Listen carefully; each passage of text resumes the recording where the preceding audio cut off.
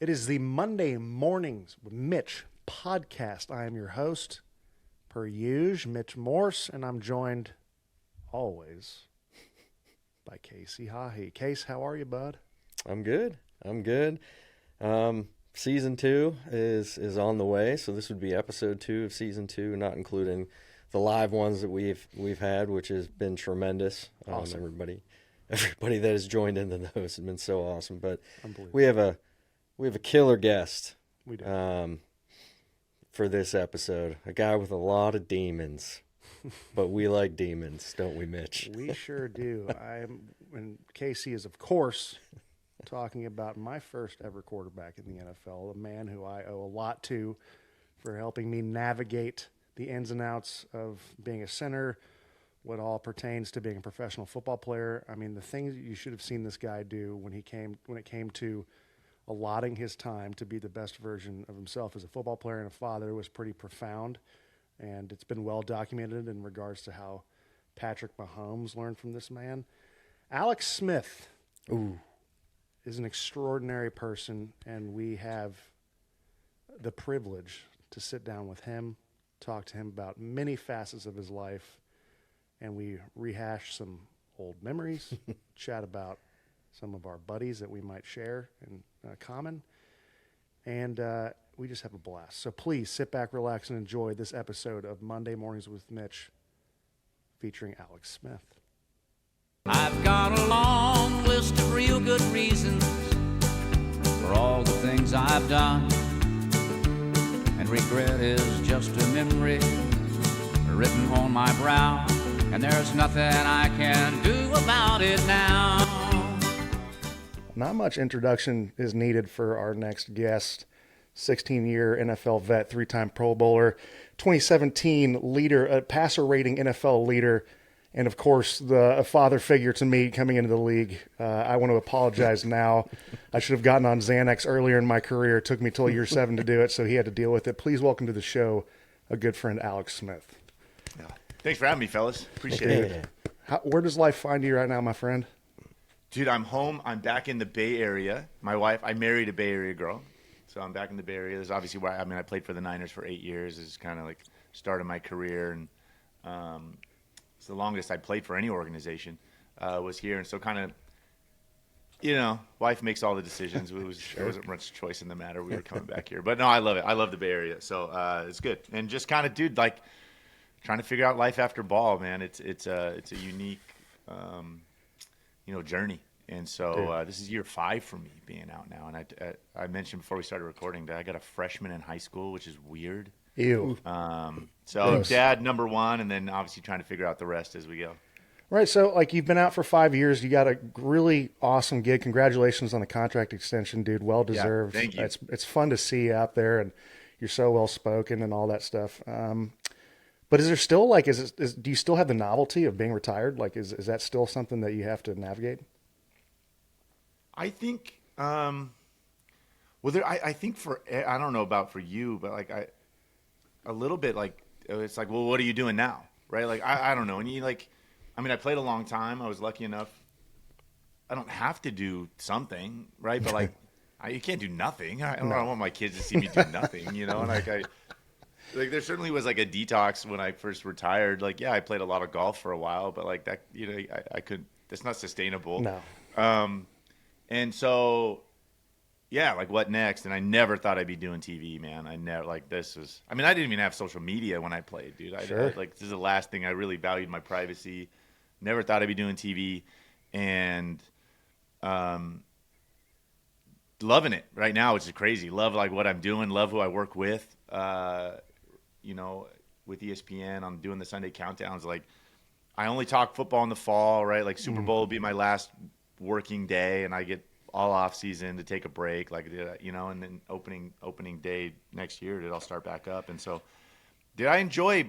There's a lot of nonsense out there. You guys know it, especially about quarterbacks, and so I like pushing back on a lot of this stuff. Yes. A lot of people think they know what they're talking about and have no idea, and so I I enjoy hearing some of these crazy narratives and takes, and try to find a way to make my point and communicate what the reality is sometimes. So it's fun. Okay, so my question is, right, so you are an absolute professional in regards to quarterback play, right? And you have to, like, let's talk about navigating. You have great personalities, I'm sure, good friends you share the stage with, but, I mean, sometimes these debates get heated, and you might adamantly disagree. All right, so say you have one of these disagreements, camera turns off. Is it still a little spicy? Dude, so the best part, this is the best part. In my first few years weren't necessarily like this. And again, I was like new to TV and you're just trying to figure it out. There's no school for TV, by the way. They just like throw you out there and say, go, you know, and try to figure it out as you go. Dude, my current setup, man, and the tone is really set from the top, right? Like our producers that run the show, right? Like we'll get in a real discussion. Like Rex Ryan and I will get in a heated debate about something, right? Mm-hmm.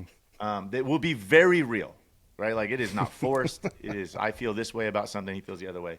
And as soon as the discussion ends, like, first off, he's leaning over and like giving me a pound, you know, and everybody that jumps on is like, dude, great discussion, way to listen, right? Like the number one thing we get taught is like, listen, right? And that's weird because you're doing TV and most of everybody's worried about what the hell they're going to say. Mm-hmm. And so I think to have real conversation and hear what people are saying and, you know, have an informed decision. I mean, have an informed opinion is important. But yeah, on our show, dude, it's like if you get into a heated discussion, man, like after, everybody's patting you on the back, which is cool, right? And like, and again, no hard feelings. I think everybody on our show kind of puts the show first, which is unique. It's a breath of fresh air, right? To be able to debate, to have these candid conversations and then actually like still be there and be buds. Casey, I got to tell you, so Alex has got he's got a demon. Okay. And I'm telling you, because people ask me all the time. They're like, hey, so there's plenty. Yeah, no, we're going to discuss them. So people ask me, like, who was the most competitive quarterback you played with? Was it Josh? Was it Pat? Like between those two, I'm like, dude, you haven't named the dude who walked in the huddle with more competitive fire and juice and just like this freak demon would come out. It's Alex. So, like, where did that come from? Who hurt you? And how does it manifest now? Like, where does it live? Yeah, dude. You mean demons, scar tissue, like, and I think we all build them up, like, in life. But certainly when you have them on, like, very public stages, right? Like, being the number one pick was just life-changing for me, right? Like, I flew under the radar before that. I mean, I had one college scholarship offer. I never imagined in my life I would play professional football. Like, if you saw me when I was 14, like it was not obvious that this would be my life, you know? And so, you know, and again, being the number one pick and drafted to the Niners, right? Like it just, the pressure and expectations that came to that were overwhelming. It seemed like a lot of fun. Yeah. And I was 20, dude. I mean, I was a 20-year-old kid. I couldn't even drink. And I played immediately and you're just like thrown out there and dude, it was a disaster. I played bad. The team around me was bad, right? Like it was, you know, and so you think like you're going to have all this time to work through it and develop, and you just realize like real quick, dude, I dug myself a hole that first year. Like all of a sudden everybody's like, this guy's a bust. And dude, that stuff haunted me, right? Mm-hmm. Haunted me like 24/7 because I wanted nothing more than to validate to everybody that like I was worth the pick, you know? Yeah. And so, like, any mistake, and you know this, like, your bad plays, the great plays, like, I don't remember those, but, like, to this day, like, every pick six or terrible play, like, even going back, like, they're, like, etched in my mind, you know? And,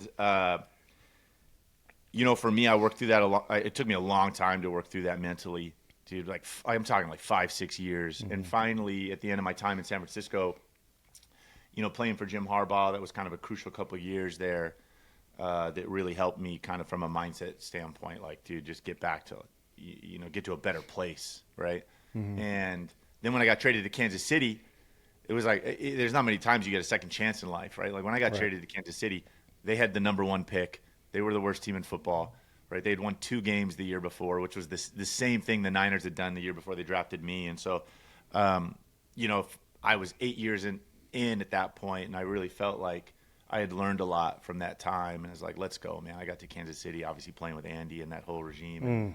And, for me, determined, I was so distracted as a young player, again, by like worrying what other people thought about me, what they were going to write about me in the paper, right? Were they going to boo me?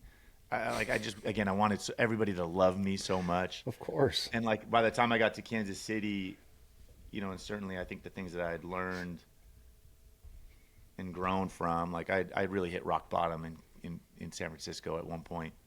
When I got to Kansas City, it was like, man, I'm not going to be distracted anymore, right? Like, I'm not going to be worrying about these things that are outside of my control, right? Like, I got the keys to the car right now, and that's all that matters, right? And I think even the way it went down, at the end, losing my job to Colin, to Cap, going to the Super Bowl and watching the Super Bowl from the sidelines, right? Like, I was team captain, man. I had a C on my chest, and just like the only time I walked out on the field was for the coin toss, and how humiliating that was, right? Like, so again, when I got to Kansas City, like the sense of urgency that I had, I think, given everything that I'd lived through those 8 years, how grateful I was for the opportunity, right?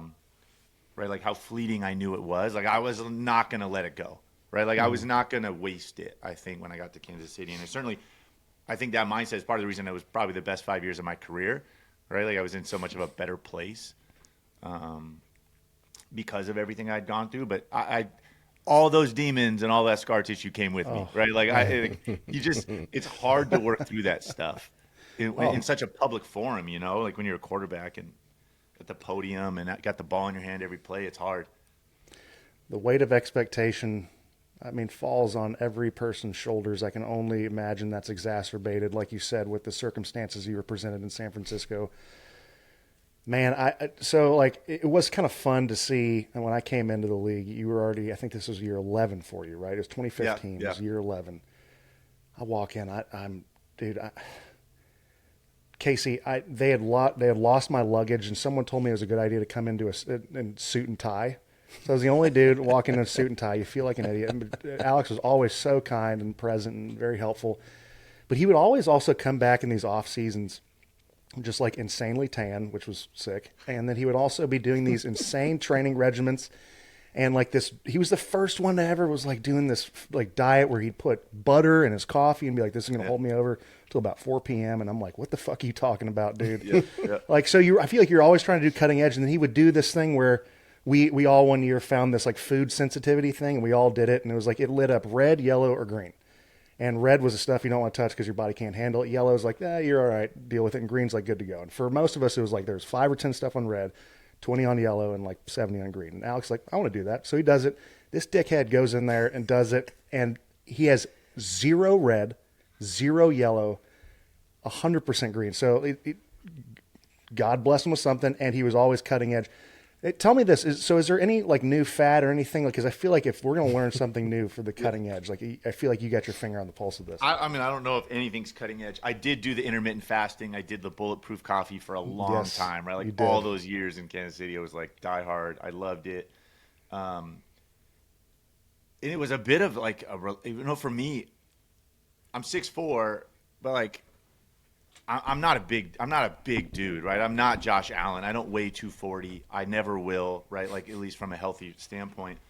But I always had this, like I was always on the weight gain program, right? Like through college, I was the guy that like had to go eat with the strength coach, right? And like eating became a chore. And I like, you get to this point where you're like, I hated it. Like, again, it gave me anxiety, right? And that continued when I was pro. Again, it was like, why aren't you 230?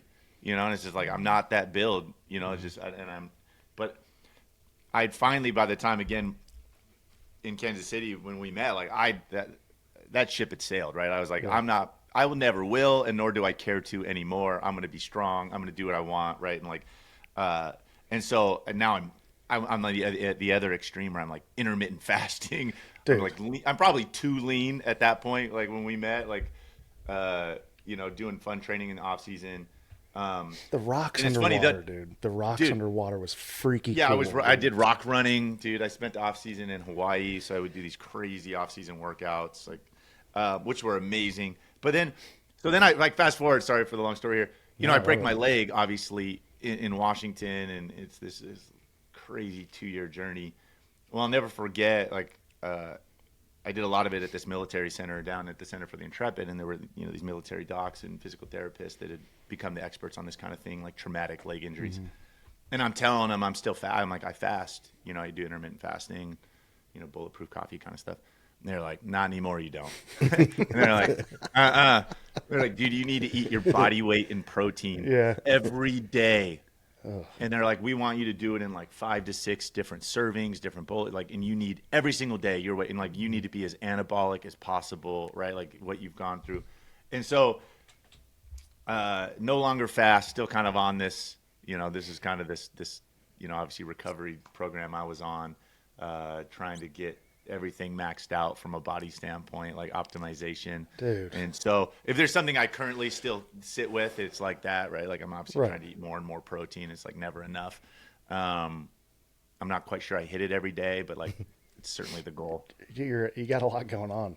Yeah. I mean, so you can't sit there and look at these guys who are professionals in their field at a place with just as cool as that and be like, no, I got this figured out, dude. This butter in my coffee is going to hold me over. Yeah, no, this is it. This is it. Does that even taste good? Oh, yeah. Butter Yeah, and coffee? you learn to love it, of course. I mean, I guess I'm still like a coffee fiend, as you guys can see I'm drinking right now. But yeah, so it was like became a ritual. But yeah, no, I don't know about any, like, dude, and this is the other thing, this like, you can have all these greatest plans from like a lifestyle standpoint, right? Like I wish kids mess it all up, man. Right? Like, sure. I wish I ate better, but you know what? When I'm like running the kids around on a Saturday, and it's like, dude, we're going to McDonald's. All right, Yes. like that's it. We got 10 minutes. We're going to In-N-Out. Pops is getting a Happy Meal too. I'm also getting a toy. Let's all compare and contrast. It's a hoot. Before I ask the next question, I see your Utah thing. Hey, what is a Ute? You don't know what a Ute is? Just I thought it was just Joe one of Pesci the. I from thought it was My one of the Cousin Vinny, fellas. dude. Okay, that's fair. Utes. Utah, give me 2. Dude, a Ute is a Native American tribe based out of kind of the Utah, Colorado area. Oh, Yep. hey, So, do you remember when? Utes. Do you remember when they'd have the guy in Kansas City, the chief? He would come bless the field before the games. We'd be warming up, and he'd have more security than the president. He'd come, he'd do this thing, and we're like, this is sick. I remember 2015, we had that one game we did really well in Houston, then we banged out 5 straight losses. Of course, it was also the team meeting where Andy comes in and is like, I don't know what's going on, but I know it works. We're not changing anything. Yep. And we won 11 straight. Although I do think he did call the chief, comes in, blesses us, goes nuts. Well, besides the chief thing, like, I don't know how I'm going to word this question, but you're a smart enough guy. So there's 2 schools of thought, which is like, as a coach, you're always trying to change, evolve, Yep. and be the next best. But then there's also, like, Coach Reid goes into that meeting. He goes, I know it works. And I know, like, how do you marry both as a coach, in your opinion? I know this might be an impossibly hard question. Well, in some ways, it's super funny. fluid. I think Andy is such a great example of that. Because that meeting, it's funny to hear you say that, because like I've told that story about that meeting I don't know how many times. Like even the folks at ESPN, I'm like, do you know how rare it is to lose 5 in a row, to be 1-5? I mean, in the football world, like the heads are rolling, right? Like people are getting fired, coordinators getting fired, right? Like people panic and do crazy stuff under that kind of stress, right? Especially, I mean, we were a playoff team, right? Like to have that kind of disastrous start, like, I mean, look at some of the teams this year, right? Like again, like drastic things happen. And I will never forget Andy walking in that team meeting. It was like same thing. Like we're not changing, right? Like everybody's going to do their job a little better. And he was like, starting with me, right? Like we're just all going to be a little better. And it was crazy, right? Like, and momentum's a real thing. You like went fight and win, scrap and win that next game somehow. And like, then all of a sudden another, and then, we won. What did we win? The first playoff game that year in like 30 years in Kansas City history. Awesome. And so I think that's rare, right? Like that to have thick enough skin as a head coach in spite of all that pressure, right? All that outside noise, to not do something sometimes drastic, right? Like to be able to really see that, like, listen, no, we do have a good team, right? We don't need to do anything crazy. And I think that's super rare, right? Under, again, that kind of pressure. Most people crack under that pressure and do these crazy, we see it all the time, right? They do crazy things. fire their friends and, turn on each other. And so the other part, though, with Andy, I think is really cool, is every offseason, right, like we're experimenting, right? We're not running like day one stuff in the offseason. Oh, no. He's been staring at college film, right, looking at all these college players doing these innovative things. He's like, that looks cool. Let's try that. That looks cool. Let's do that. And I think when you look at all the quarterbacks that have had success under him, which is there's so many, it doesn't look the same with any one of them, right? Like they looked very different with Donovan McNabb in Philly, right? Like even the turnover to Patrick, right? Like that offense looked very different pretty quick. And for a guy that still is running like quote unquote West Coast offense, right? Like he's very much morphed it and grown it and developed it, and it's always changing, which I think is really cool. Well, it's kind of fun to see how even with the this year they didn't reach the pinnacle. They didn't even make the playoffs. But they know what they have, and they're just going to make those tweaks, like you said. Now, other organizations are cleaning up shop. Harbaugh, and of course, our ears are on the ground for when it comes to Buffalo stuff, right? Like, yep. Everyone's got their own opinion. Is it the right move? I don't know. Of course, I have huge personal ties to Sean and what he meant to me as a coach and stuff. But let's exclude all that and put yourself in Josh Allen's shoes. He's sitting in these head coaching interviews. If you're Josh, what do you want from your next head coach? Yeah, I think the important thing in all of these decisions, which is crazy, there's 10 head coach job openings this year, right? Like that's insane. It's like a third of the league has turnover. In some of these, two guys, Buffalo and Baltimore, right? You got MVP quarterbacks in their prime. And I think from everybody involved in these situations,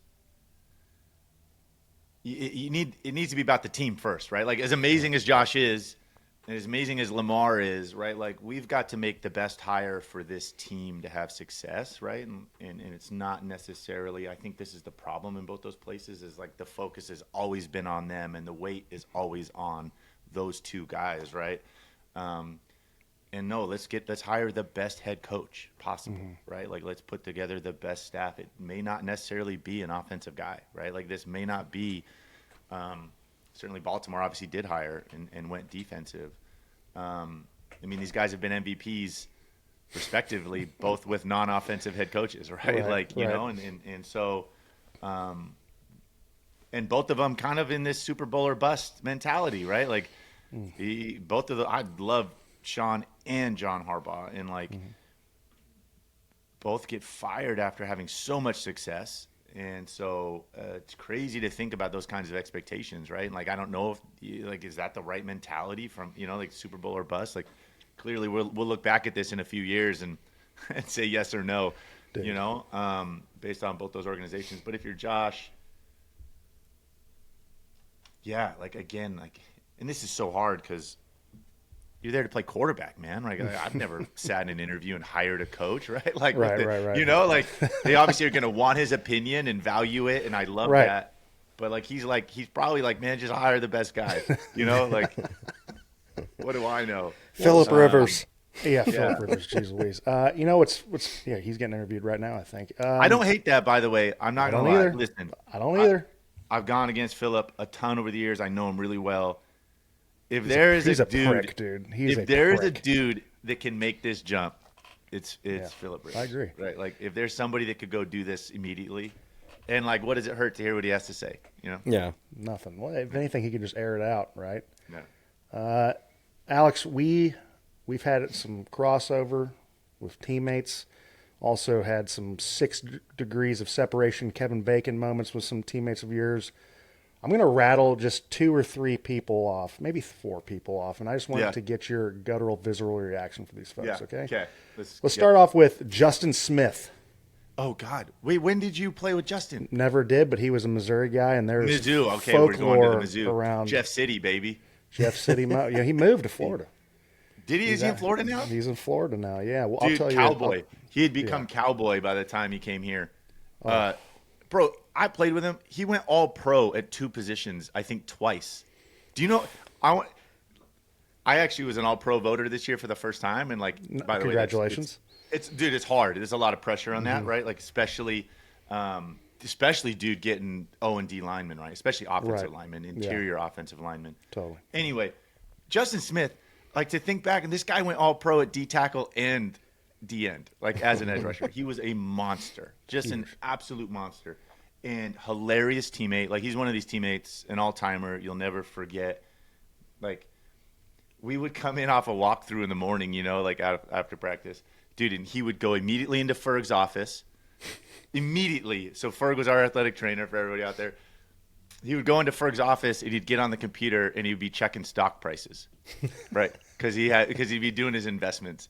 And you were like, it was just like hilarious. You'd go in there and be like, Justin, dude, you're not selling today anyway. Like, why do you keep checking these every single day? But he would go in and check all his stocks. He was like, worried about his investing. And then he'd go out there and like just wreak havoc. Murder people. Oh my God, he was unbelievable. He's like, I was so, you were happy he was on your team. Oh, well, I mean, you had two Mizzou guys out there, both named Dude, Smith. and then when him and Alden were together. Ooh, Alden. Golly. Yeah, I won't. We won't dive into Alden. Yeah. Profoundly talented football player. Insanely there's talented. a lot of mourning in regards to, I think, the potential that he had. Right.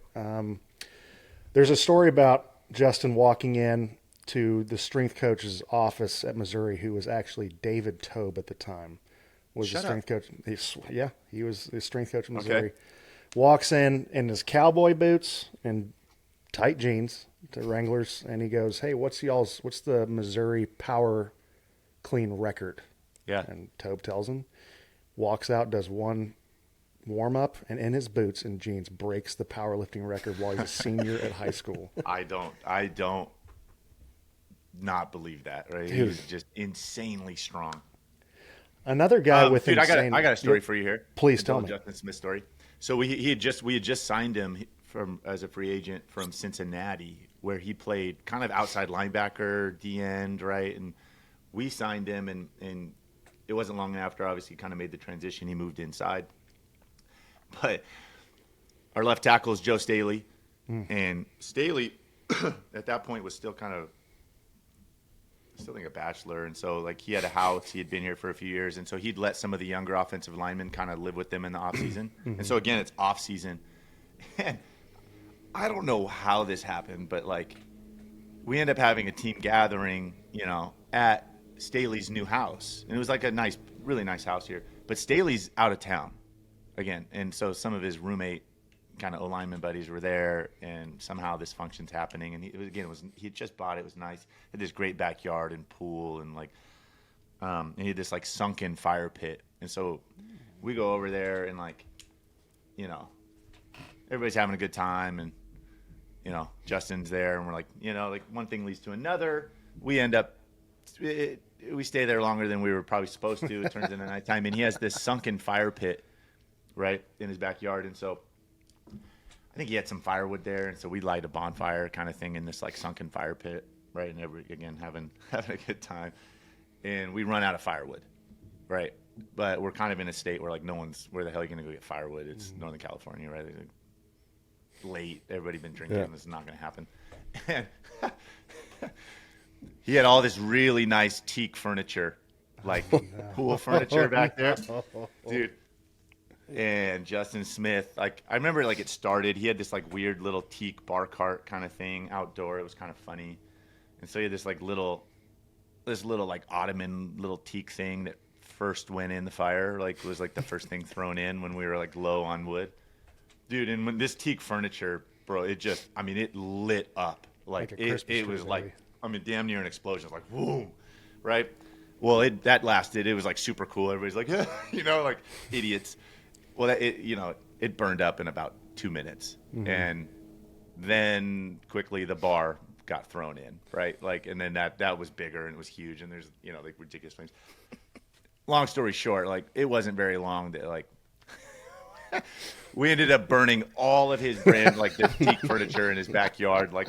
Dude, the chases, all the loungers, the chairs, like one thing after another. But a mob mentality, I say. Justin you guys kind were of all behind for this, and like, I think he actually ended up like feeling really bad and cut Joe a check right? Like, and I remember we're like sending pictures to Staley of like the fire, and it's like, hey, does this look familiar, kind of thing. And he's like, what the hell? It's his like first house. He's like, but I think Justin like wrote him a check, because he felt bad, but that was Justin. Oh, that's old CBA stuff right there, man. That's some wild behavior. Speaking of a guy who's pretty wild in his own way, that I did run into one of his last years in the NFL, my first year in Buffalo, was Frank Gore. Yes. Frank Gore. Stud. God, what was that like? That was the end of his career, like year 15, I think it was year 15 or 16, yeah, because then he went on to the Jets for 1 year after that. Okay, dude, so Frank and I were drafted together. Oh. The same draft class by the Niners. He was a 3rd-round pick, so I played 8 years with Frank. You want to talk about another all-time teammate, right? Like, loves football. Right there with Justin. Like, dude, just a stud of studs. The crazy part is when he got drafted, right? Like, given his college background, like, he had a bunch of injuries in college. He was kind of like, that was the knock on him, right? Like, couldn't stay healthy. Goes on to play 16 freaking years at running back, man. Dude. Like, dog years. And it was just like, dude, what a stud. And I don't know about, obviously, by then. He was the best protecting back I'd ever been around. Oh, yeah. Like, in protection. I mean, this guy was, like, unbelievable. He was so tough. Like, linebackers wanted no piece of him. He was so smart. Just an all-timer, dude. Up for the Hall of Fame. I hope he gets in. As dude. he should, man. He absolutely is getting in. I mean, obviously, this will be a first ballot, which is like a whole nother level to it. He just an amazing dude. Amazing. Dude, he's just wired in a different way. Yeah. He would hit the elliptical. His son, dude, plays for Buffalo now. He's playing pretty well. He had his first go around here in Jacksonville for the playoff game, and I thought did pretty darn well. He would only eat Quest bars in the morning. So the trainers had to stash Quest bars wherever he might be, whether it was in the weight room or anything. He would be on the elliptical for an hour every morning. For practice days. It was wild. And if you could get him a bottle of Crown on the plane ride back, he was a very happy man. And then you could see Frank's real personality. No. Yeah. Dude, the work ethic, he boxed and he still trains. I still see stuff. I see him all the time now because he's back doing some stuff for the Niners in the front office. So I obviously get down there to practice every now and then and get to see him. And and he and I, again, to go back to like our first several years at the Niners were not, there wasn't a lot of success. Frank was by far our best player.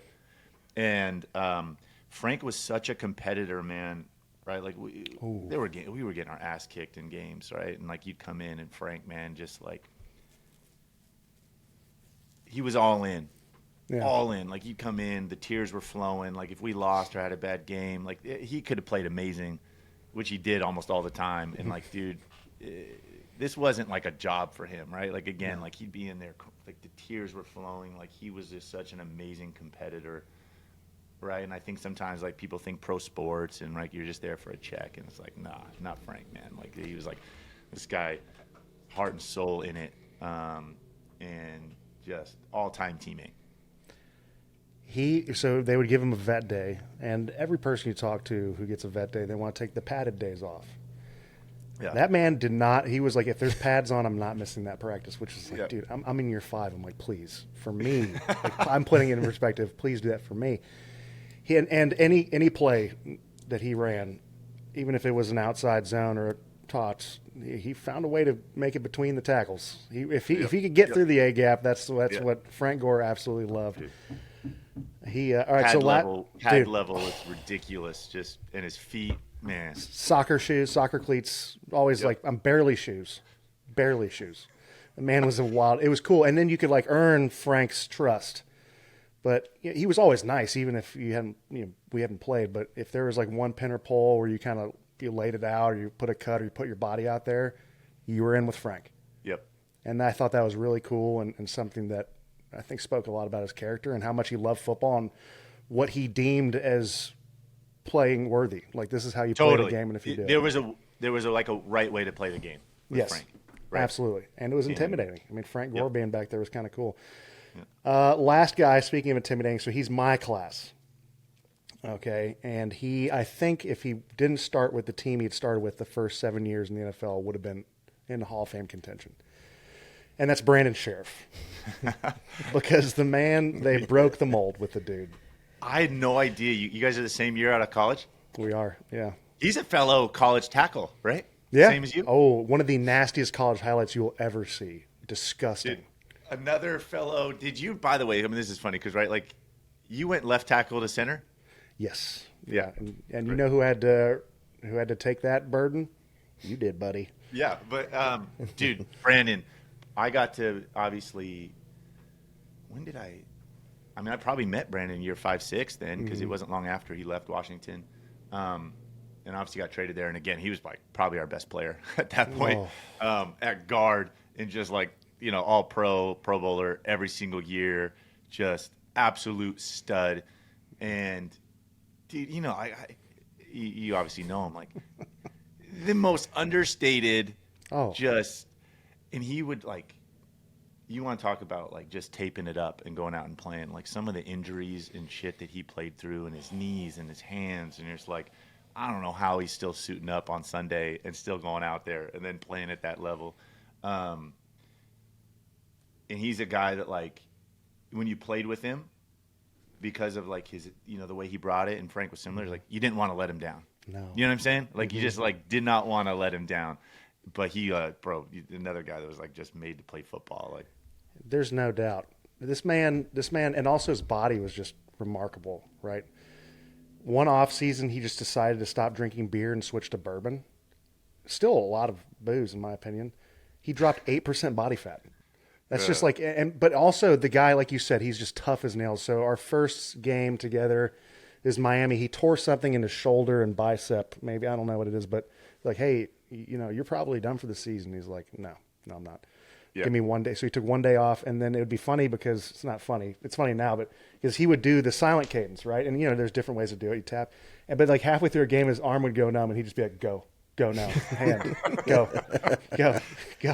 And he'd throw it, dude. And then he tore his MCL grade 2 against Green Bay, and they told him to take 4 weeks off. He took 2 days.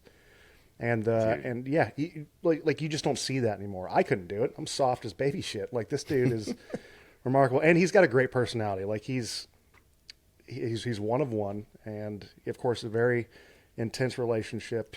Being, you know, center guard, so cool. But like, I remember the last time I saw him, we both knew because we were confiding in each other, like, we're both done. Like, we told each other halfway through the season, so we were each other's support systems in this stuff. And I remember kind of seeing him. He was about to leave with his family. I was trying to find a way to retire gracefully, and he just, like, instead of this big embrace, he just flicked me. He's got these huge hands right in the head of my penis. Yeah, there's a little turkey tap. Yeah. And do that to me all the time. Dude, he you know this, like, right, like, to play a long time and to make it sustainable, like, dude, football's hard and humbling, right? Like, and again, you get beat up and you get the crap kicked out of you. Like, everybody's good, but you have to, like, there has to be some level of, like, humor and have fun, and you got to, like, be able to, like, break it down and, like, keep perspective, you know. And, like, Brandon always, he was, like, and it was a bit ornery, right? Like, he had a little kind of ornery sarcasm. I don't know if I might kind of, like, you know. And again, like, he's taping up his, you know, shoulder, knee to go out there and just, like, run into another giant human being full speed, right? Like, just tough, right? It's hard.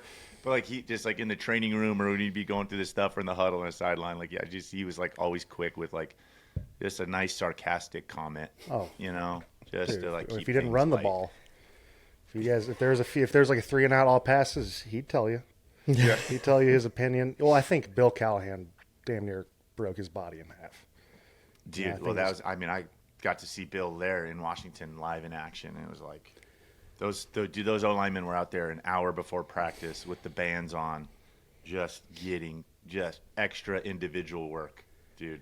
He built this sled towards the end of his tenure, I think, in Washington, and it was based off of they used our offensive line coach from Jacksonville as the mold. It's like 350 pounds, and I'm sure you've seen it. It's a viral thing. Like, you can't move it unless you use the perfect technique. You can only move it if you use the shittiest technique. And it's 350 pounds. And Brandon was like, yep, this is this every day. I'm like, I don't know if I would have survived. I mean, yeah, there's no shot. Impressive, man. So we're gonna wrap this interview up with kind of a fun little segment we do called Mitch's Mailbox. Now, Alex, you have adoring fans. So what we did was we kind of scoured the internet. We asked people to send in some video questions for you, and if you could just do the best of your ability to answer these questions, that'd be great. So, Case, why don't you roll the first question? This next segment's brought to you by Paddington Golf Club. You can tell I'm bald. I like covering my bald head, and recently I've been covering my bald head with Paddington Golf Club apparel. It brings two beautiful things, which is golf and dogs together. Great brand with an even better cause. 10% of all the proceeds go to dog shelters, and you can't get behind that. I don't want to be your friend. Now, back to the segment.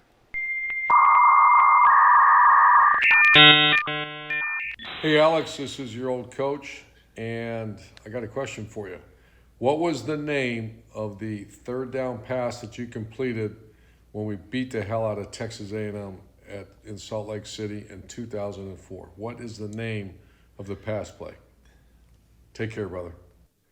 Dude, where did you dig this up? I mean, it's the internet. He saw it. Dude, there's no chance. By the way, which third down, coach? I mean, come on. You got to, help me out a little more here with the situation. Third down play. Dude, by the way, this is 20. Yeah. Over 20 years ago. If I had to guess, we ran like a little smoke and go. I don't even think we called it a smoke, though, route. Did he give the answer, by the way? Did he give you guys the answer? No, he did. This stranger did not give us the answer to weird this guy. random question. Bro, I definitely getting this wrong. Okay, I mean, obviously, we didn't even run that many plays, so I like H option, follow pivot, coach. Well, I don't know. I actually think it was this little smoke and go he's talking about. Now, I have a question for you guys. You both have intimate time spent with Coach Meyer. Is he misunderstood? Dude, Coach Meyer's amazing, man. Dude, yeah, amazing coach. That's what I've heard. Changed my life, dude. Are you kidding? Dude, unbelievable, right? Like one of the greatest college coaches I think of all time. You know, I think essentially to win national championships at at multiple schools, right? You know, we got screwed at Utah. Basically went undefeated my last year. Did. You know, 12-0. self-proclaimed national champs. You and UCF. But dude, just ahead of his time, man. You look at the offenses right now in the NFL. You know, especially around college, all this idea of spread option, dude. Mitch, we ran zone read. We were the only team in football running. They didn't know what zone read was. Reading the defensive end, right. Running these shovel patches. The idea of like RPO run. You know, this whole like run pass option, dude. I mean, this was invented by Urban, right? Like we like built that as we were going. And again, back then it was like gimmicky. Now it's everywhere, right? Like you turn on. We're going to watch this Sunday, and somebody's going to be running some idea of this gun spread option, gun QB run. It'll show up. And so, but yeah, dude, obviously, again, I think you're not the only person who shares the sentiment. Casey shares the same sentiment. We talked to Cam Robinson, who was his tackle here for a while, shares the same sentiment. I've never met the man. So, and you hear, of course, narratives of certain people. And I find that if you want to make your own narrative, you ask the folks who spent time with him. I think that's the most apt way to do it. High trust bar with Urban, right? Like he's going to test you early and see your commitment level. And so, but like once you get it, once you like prove that you're on board, you're in for life. Casey, I think can attest. Yeah, no doubt. Yeah, I didn't play for Urban. I worked for him, and he was great. He was great to me. I bought in, and like you said, and he treated me fantastic. I've seen the other side where guys didn't buy in, and how they were treated compared to other guys that were all in. But in circumstance with me, Urban was great, and I still text him and talk to him, to this day. Although that was a random guy on the street. That's where we found that video. As do I. The funny thing is you probably had it harder than me. I actually think he probably was harder on his coaches than his players. Although, dude, some of these mat drills and stuff we were doing back in the day, Mitch, you want to talk about illegal now. Good Lord, bro. We were like, God. barf gods. Yeah. Yes. Well, I wonder if we have any more. I think we have 2 more fan questions. Is that right? Let's go roll the next one. What's going on, guys? This question is for Mr. Smith. My name is Alex Boone. I am the biggest 49ers fan in the world. When you guys went to Santa Clara, it broke my heart because that stadium in Frisco was amazing. We had so much fun back then. Going to those games, watching those games, it was such a dream come true. 2011 divisional game, when you ran that touchdown in, bro, that was fucking special. Yeah. But I have a question for you, and I've been wondering this for a very long time. How do you continue to look so youthful? And what product do you use for your hair? As a hair connoisseur myself, and as one that has great roots, I'm curious to know what you use, because every time I see you on TV, you look stunning. And I love it. I'm here for it. I need to know what you're using, because I got to do the same thing. I'm starting to look old. Appreciate it so much. Can't wait to see you on the tube soon, my dude. You're the best. We just loved his energy when we looked at that. So where the hell? I mean, Alex Boone, dude. Another all-time teammate, man. Another like unforgettable. Talk about, he looks good, by the way. Looks really good. He's lost a bunch of weight, dude. He looks really good, man. Bro, he was another guy. Left tackle at Ohio State, ends up playing guard in the NFL for quite a while. Amazing dude. My favorite Boone story, but I'm not going to answer his question about hair product, by the way. Of course. Yeah. My favorite Boone story, man. So, again, this is like my last couple years with the Niners, and we were good, dude. Frank's ripping off 1,000-yard seasons, dude. Again, we had this amazing offensive line. So we have Staley's at left tackle, Micah Upati's right guard, our right tackle, Anthony Davis. Right? You're gonna have to edit this for me. We got it. You forget your centers. If you do forget your centers off. Jonathan Godwin. No, Jonathan Godwin. We had signed him from the Saints. Oh, gotcha. And then we bumped Boone down to left guard, right? And again, we were good, dude. That offensive line was our strength. We were Greg Roman, G-Rowe was our OC. We were running the shit out of the ball. And we're playing the Bears, I think, dude. And Peppers is the left D end, right? Julius Peppers, who's just a mountain of a man, like 6'9", again, first ballot Hall of Famer. Just the guy's absurdly talented, and we're playing him, and so Staley's matched up with him, right? And that's all O linemen have been staring at it all week, watching tape, and you get in these games, you're like, fuck, I gotta block this guy, and so you're stressing out, and it's the first drive, dude, and we're marching it down the field, running the ball. It's almost all runs, and Boone, who is a character, as you could see by the tape right there, is just letting every D lineman know, right, what's coming. And he is talking so much trash to everybody. And then he starts talking trash to Peppers, okay? Right? And he's, again, the guy he's not going against. Yeah. He's, just giving it to him.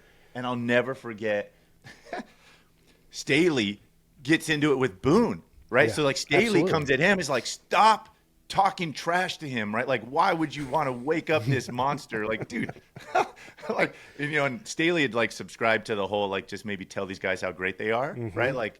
And so Boone, meanwhile, is just giving it to him. You guys suck. We're going to run it down your throat. Yada, yada, yada. Next thing you know, Staley and Boone, I'm getting to play, walking in the huddle, and Boone and Staley are going at it. So these are left guard, left tackle, right? These guys are boys, work together, super intimate. And these two are just in each other's face, cussing each other out, right?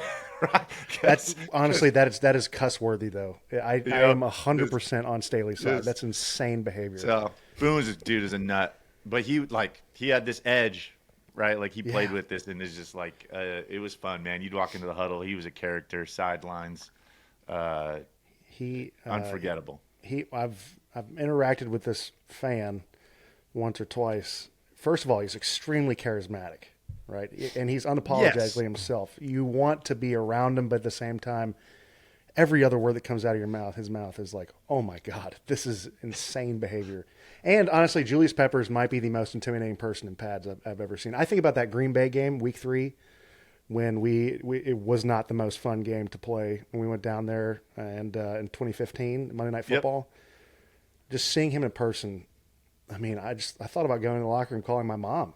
I'm just like, hey man, these people exist. Your son is in danger. They make people like this. They make what the hell? No one told me this shit. This is nuts. Okay, we have one more fan question, and then we'll wrap this thing up. Case.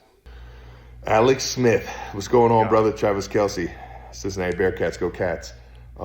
Just wanted to get on here and ask you a question, but first say thank you for being such an instrumental part of my career. I truly mean that. I think I wouldn't be where I am today without learning how to be a pro from you, and not being afraid to make mistakes and to learn from those mistakes, and to stay positive through the ups and downs of an NFL football game. I remember a game in New York where you threw me the ball, then I kind of gung-hoed the whole situation, threw it 40 yards downfield to somebody I wasn't supposed to, bonehead move, interception, fourth quarter, game on the line. I just lost the game for the team in my mind.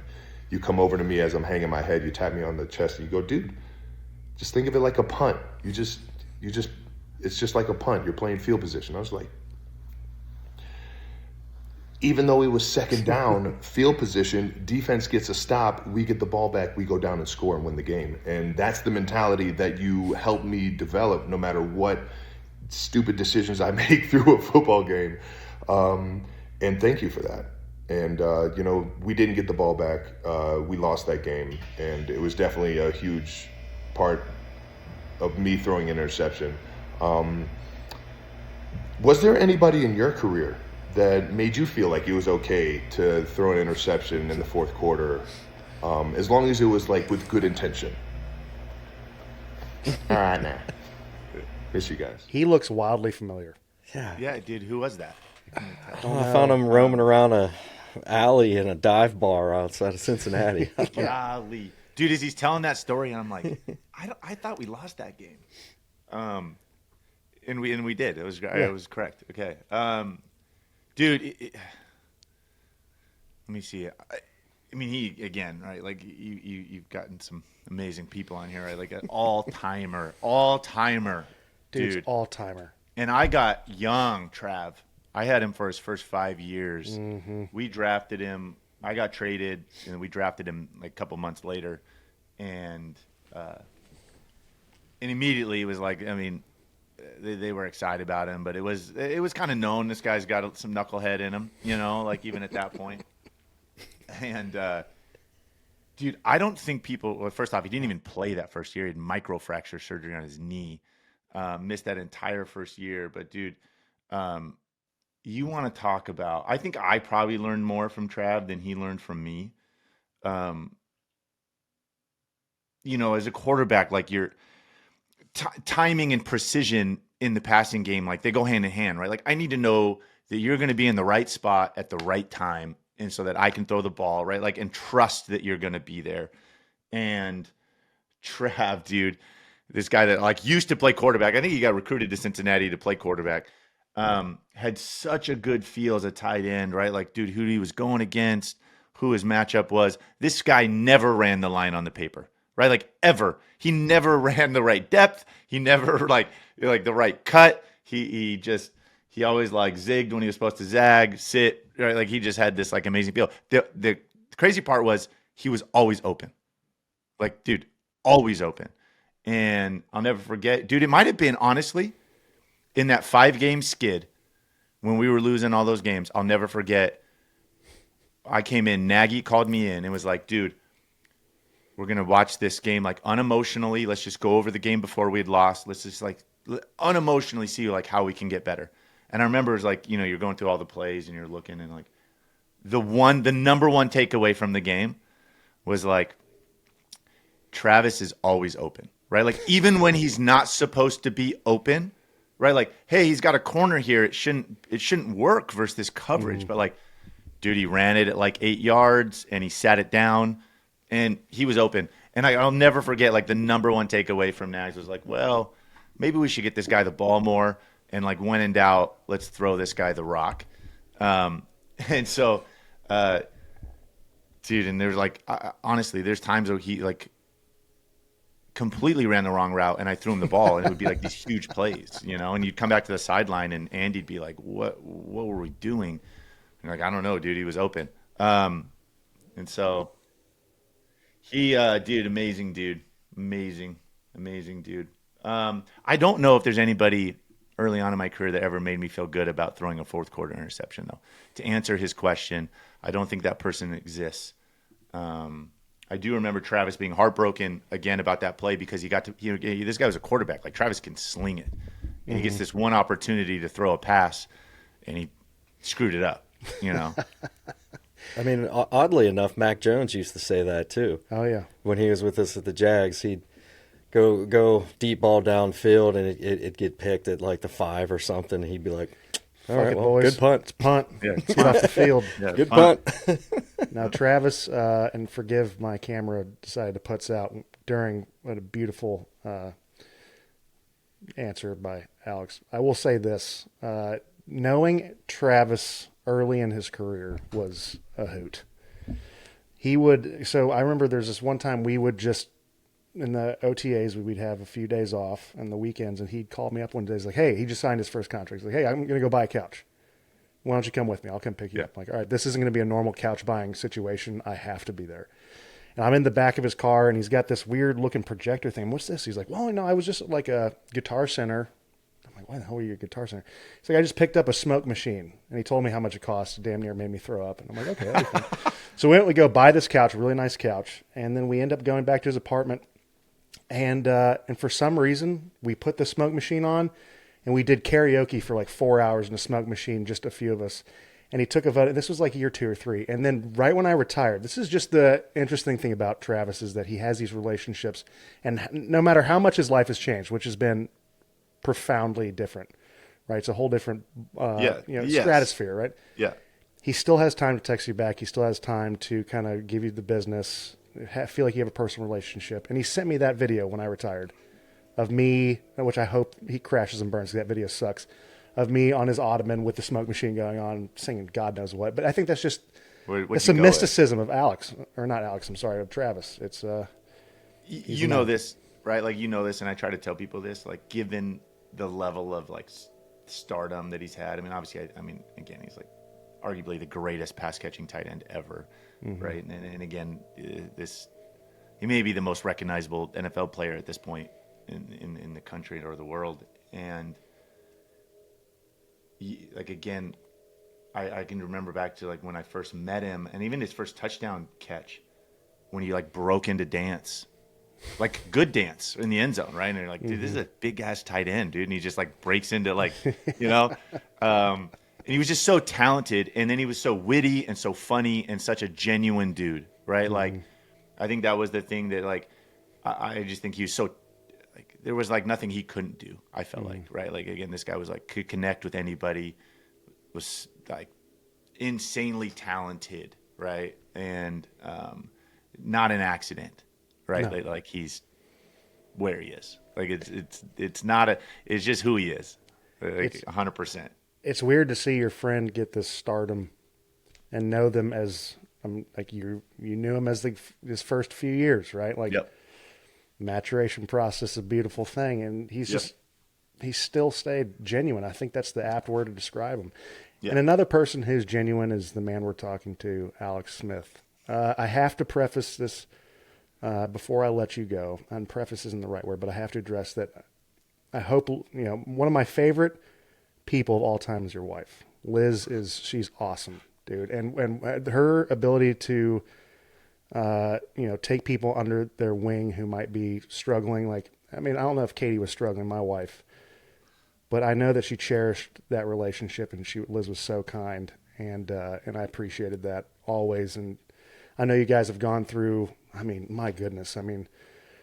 Talk about 9 rounds of boxing. This family has gotten it all, and just to see her handle it and see you handle it's been really cool. So God bless you, pal, and God bless your family. I appreciate that so much, man. This is fun to come on and chop it up. Like the quickly, obviously, like the documentary that I ended up doing on my leg, which was insane. And in hindsight, I'm thankful I did, but I was scared as shit when I signed up for it, dude. I was scared, right? Like they were talking about cutting off my leg, and I got a camera filming this, and like, this is not gonna be good. It's not funny. I'm And- sorry. That's just insane. No, dude, no, it is good.